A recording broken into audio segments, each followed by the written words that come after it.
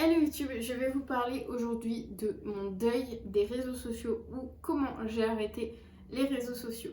En effet, YouTube ça reste un réseau social, mais je trouve que à l'heure actuelle, en 2020, on est sur plutôt une plateforme carrément de contenu style télévision. Très honnêtement, le contenu qui est sur YouTube est de plus en plus qualitatif, bien sûr, ça dépend de ce que vous regardez, mais je trouve qu'il y a tellement de choix, c'est devenu limite une plateforme de streaming, hein. Très honnêtement, c'est pas vraiment un réseau social à mes yeux, donc on va pas le considérer comme réseau social. Je vais vous parler plus de Snapchat, Twitter, Facebook, Insta, tous ces trucs-là. J'ai dégagé le plancher, je n'y suis plus du tout. J'ai dégagé plutôt rapidement. Mon premier réseau social c'était Snapchat pour commencer. À l'époque, Facebook, Twitter c'était très en vogue. Je n'ai jamais eu Facebook et je n'ai jamais eu Twitter. Mon premier réseau social c'était Snapchat et c'était mon ex-copain de l'époque qui m'avait entre guillemets incité à le mettre. Ensuite, j'ai gardé Snapchat très longtemps. Je l'ai eu de 2015 jusqu'à 2020. Je l'ai enlevé au cours du confinement. Je m'en servais beaucoup, beaucoup, beaucoup. J'ai étalé toute ma vie, hein, vraiment. Ouais, j'ai étalé ma vie.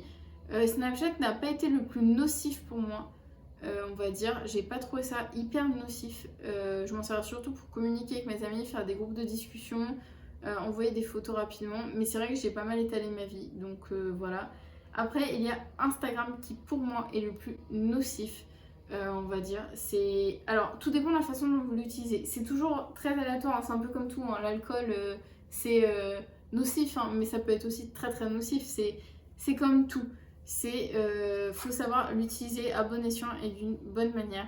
J'ai eu Instagram, je pense, en 2017 ou 2018. Je l'ai eu pendant 1 an ou 2 ans. Il y a même un moment où j'ai collaboré avec certaines marques. On me proposait même de divulguer des codes promo. J'avais quand même quelques abonnés. Les photos, en fait, je les mettais même pas, on va dire, pas par plaisir, mais j'aimais bien montrer, faire de belles photos, avoir des likes. Et j'étais peut-être un peu trop obsédée par ça. Et en fait, je me suis rendu compte que c'était. Je me rendais pas compte à l'époque. Mais en fait, c'est une grande importance quand même. L'image que je renvoyais avait une très grande importance et ça me servait aussi de plateforme de rencontre, aussi bien pour des garçons que même pour des amis en fait. C'était devenu vraiment une plateforme de rencontre. Donc on rencontre de tout bien sûr et c'est plus ou moins, on va dire, dangereux pour vous. Toujours vous protéger bien sûr avec ça. Et pour moi en fait, je me suis pas rendu compte de ce côté nocif. Mais un jour en fait, le jour de ma rentrée, je me suis fait pirater mon compte. Et c'est une époque, septembre 2018 je crois, ou 2019, 2018 je crois. Il y a eu une vague de piratage de comptes Facebook et de comptes Instagram qui a été massive, qui a été énorme. Et en fait, Instagram a tout simplement supprimé le centre d'aide. Et c'était plus possible de se faire aider pour récupérer son compte. On a tout essayé, hein, vraiment avec mon papa. En fait, mes parents n'étaient même pas au courant que j'avais un compte Instagram. C'est moi qui leur ai dit, bon voilà, compte Insta, je me suis piraté. Ils m'ont aidé à le récupérer et c'était impossible. J'avais même pas le moyen d'envoyer ma photo. Vous savez, envoyez votre photo, vous avez votre petit compte, votre nom. Et en fait, c'était impossible. Et en fait, au bout des signalements, le compte a été supprimé. Donc, en fait, ça m'a même pas fait plus de mal quand il a été supprimé, même si ça avait une grande place dans ma vie, une grande importance. J'en ai pas plus souffert. Pourtant, il y a des gens, c'est genre vraiment déchirant pour eux. Et je le comprends parce que pour certains, en fait, c'est le fait de se dire je suis reliée à la vie, entre guillemets. Pour moi, je suis quelqu'un qui sort très peu et du coup, ça me reliait au monde extérieur. Et puis, ça me permettait de voir des maquillages, des nouvelles marques, plein de choses, des promotions, voilà. Ça me permettait à la fois de discuter, de m'informer de ce qui se passait dehors. C'était pour moi, voilà, ce moyen-là. Et quand il a disparu, bah, ça n'a pas été plus mal et je me suis rendu compte qu'en fait c'était nocif pour moi, pour ma santé mentale, parce que j'avais ce besoin de toujours être reconnue, connue, d'avoir ce côté nocif, ouais, de me comparer aux autres, de me dire ah bah celle-là elle est plus belle que moi, elle n'a pas de boutons. Bah oui, mais sur Instagram, la majorité des photos sont photoshopées. Tous vos influenceurs, les photos sont retouchées. Les photos, les filles sont amincies, voilà, je dis pas que tout est faux, mais la grande majorité. Même si j'étais abonnée à des comptes body positive, il y en a même eux-mêmes falsifient leurs photos alors qu'ils sont censés prôner l'acceptation de soi-même. Donc en fait, je me suis rendu compte que c'était que du paraître et que c'était ouais, c'était totalement nocif. Ensuite, j'ai remis Instagram pour essayer de propulser ma chaîne YouTube. Ça n'a pas eu beaucoup d'impact parce qu'en fait, finalement, les gens qui sont sur Insta restent sur Insta. Il y en a peu qui vont vers votre chaîne YouTube. Malgré que moi, mon nombre d'abonnés, il est quand même monté plutôt rapidement. Mais les gens, ouais, ils restent sur Instagram, ils partagent avec vous, mais ils cliquent peu sur le lien de la chaîne YouTube. Donc en fait, je l'ai supprimé et aussi parce que j'ai eu des gros problèmes encore de piratage. Si vous connaissez le site Shein, Shein a leaké mes informations personnelles, que ce soit carte bleue, adresse mail, mot de passe. Et en fait, pendant le confinement, il y a eu une vague de hackers. Vous avez peut-être été touché. Je sais que dans le milieu de la banque, c'était catastrophique. Et du coup, je me suis fait hacker beaucoup de mes comptes. Voilà, donc en fait, j'ai tout supprimé et j'ai tout refait avec des adresses mail, mots de passe différents. J'ai essayé d'être un peu plus intelligente puisque dans mon raisonnement de mots de passe, tout c'était comme beaucoup de personnes, il y en a qui mettent les mots de passe, les mêmes mots de passe partout et c'était un peu mon cas sur certains trucs. Et en fait, ça m'a totalement nui. Heureusement, je n'ai pas eu de perte financière, mais ça aurait pu. Et voilà, donc... Et en fait, tout ça m'a amené à supprimer, en fait, déjà par peur qu'on prenne la main sur mes comptes et qu'on se fasse passer par... Pour moi, en fait, il y a eu beaucoup de choses comme ça, des comptes qui sont hackés et les gens prennent vos données et les balancent, par exemple des conversations privées qui sont balancées sur Instagram. Si c'est des conversations un peu litigieuses, ça peut être dramatique pour vous.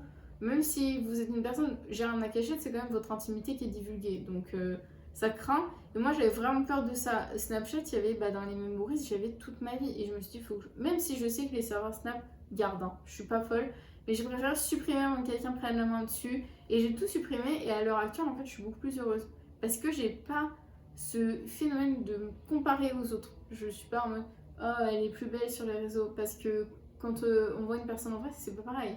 Ça n'a rien à voir. Et du coup, j'aime bien ce côté-là. Et puis, même si je suis pas au courant de certaines choses, que je suis pas au courant de certaines soirées, bah, des fois c'est mieux. Puisque certaines soirées, j'étais pas invitée. Je me disais, j'ai pas été invitée, c'est la catastrophe, on ne m'aime pas. Maintenant, je suis même pas au courant de ce qui se passe. Donc, en fait, c'est bien mieux. Et si vous voulez vous informer, il y a toujours d'autres plateformes. Par exemple, si vous êtes comme moi, vous adorez Sephora, bah, allez régulièrement sur le site, par exemple.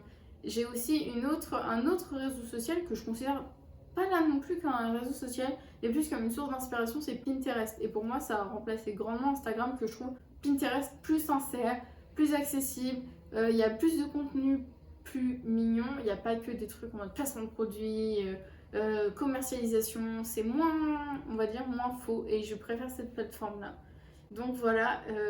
Après, comment moi j'ai réussi à me séparer des réseaux sociaux? J'ai la chance d'avoir un chéri qui est très loin de ces choses-là en fait. Il n'a pas de réseau social non plus, de réseaux sociaux, ouais, un réseau social, des réseaux sociaux, qui est loin de tout ça en fait et qui du coup, quand il m'a vu revenir sur Instagram, il a trouvé ça dommage parce que bah, pour lui ça n'avait pas d'intérêt, ça pouvait me nuire. Et du coup, en fait, comme il m'a poussé dans le sens, bah ça sert à rien, bah je me suis dit comme lui ça sert à que dalle et c'est vrai que bah ça ne me manque absolument pas. Oui, vous allez avoir des personnes qui ne vont plus vous contacter, hein. Faut pas vous leurrer, hein. Il y a des gens qui vous parlent seulement sur les réseaux sociaux et après ils prendront plus jamais de vos nouvelles. Moi, c'est ce qui m'est arrivé et j'ai eu plein de gens, je leur parlais tous les jours et à l'heure actuelle, j'ai plus rien. J'ai plus aucune nouvelle. Mais en fait, ces gens-là, ils sont totalement inutiles, ça sert à rien de garder ces gens-là dans votre entourage ou alors en sachant que cette personne prenait vos nouvelles via les réseaux sociaux ou alors pour faire les flammes sur Snap. Oui, il y en a, c'est comme ça. Franchement, vous allez faire un tri aussi à la fois de votre image virtuelle, on va dire, et aussi bah, dans votre vie, vraiment la real life, vous allez pouvoir sélectionner vos amis et garder ceux qui prennent vraiment de vos nouvelles, qui vous voient en vrai. Donc déjà, c'est un bon point. Après, pour vous désintoxiquer, j'ai pas de conseils à part vraiment l'enlever d'un coup. Franchement, y aller progressivement. J'y vais moins dans la journée. Je trouve que ça sert à rien. J'ai tenté de faire ça. Vous êtes toujours présent, vous avez toujours les notifications. Après, vous pouvez désactiver temporairement votre compte et vous rendre compte que, par exemple, il y en a, ils désactivent temporairement, puis se rendent compte que ça leur sert à rien. Et il y en a d'autres, c'est impossible pour eux de se séparer de ça.